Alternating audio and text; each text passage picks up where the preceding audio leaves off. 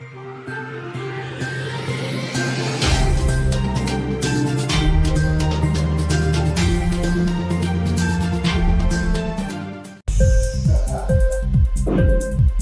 TV prime time news కి స్వాగతం.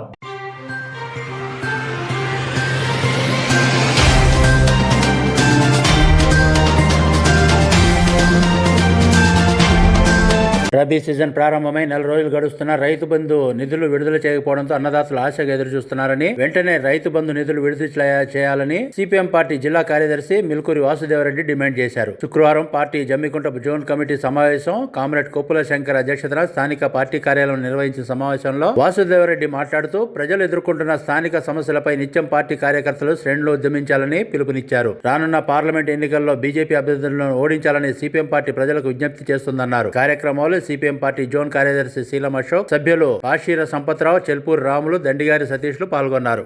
భారత communist party Marxist CPM Jammikunta zone committee సమావేశం కామ్రేడ్ కొప్పుల శంకర్ అధ్యక్షతన ఈరోజు స్థానిక పార్టీ కార్యాలయంలో జరిగింది. ఈ సందర్భంగా అనేక అంశాలపైన చర్చించడం జరిగింది. భవిష్యత్తు కార్యాచరణ కూడా తీసుకోవడం జరిగింది.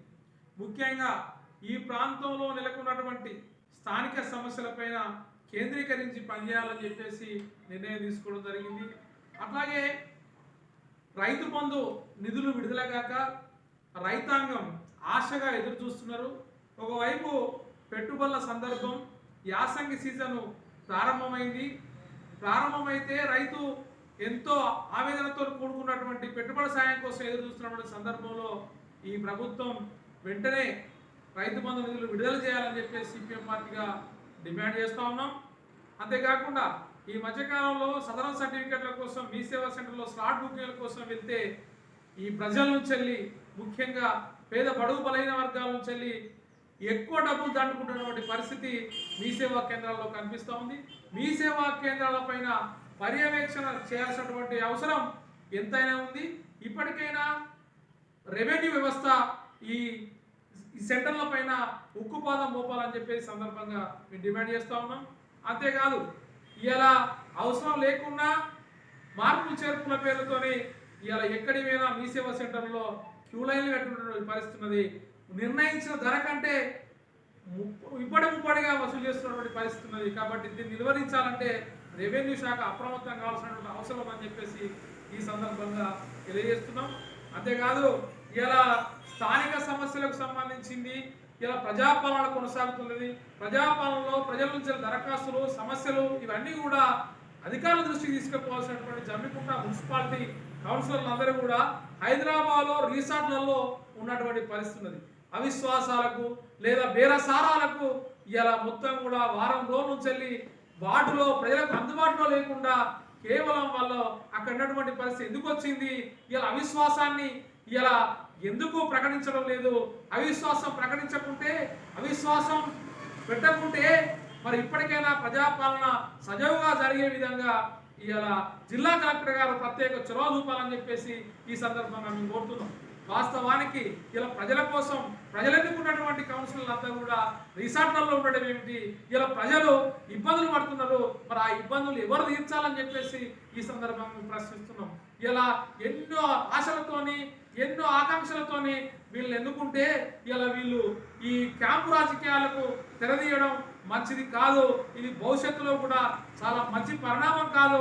ఇది రాజ్యాంగ స్ఫూర్తికి, రాజ్యాంగ విలువలకు గొడ్డలు పెట్టు లాంటిది. ఇది ఇలా ప్రజలు ఏదైతే ఎన్నుకున్నారో ఆ ఎన్నుకున్నటువంటి ప్రజలకు పనులు చేయాల్సినటువంటి, దగ్గరుండి పనులు చేయాల్సినటువంటి ఈ కౌన్సిలర్లు ఈ విధంగా వ్యవహరించడం మంచిది కాదని చెప్పేసి ఈ సందర్భంగా ఇలా తెలియజేస్తున్నాం.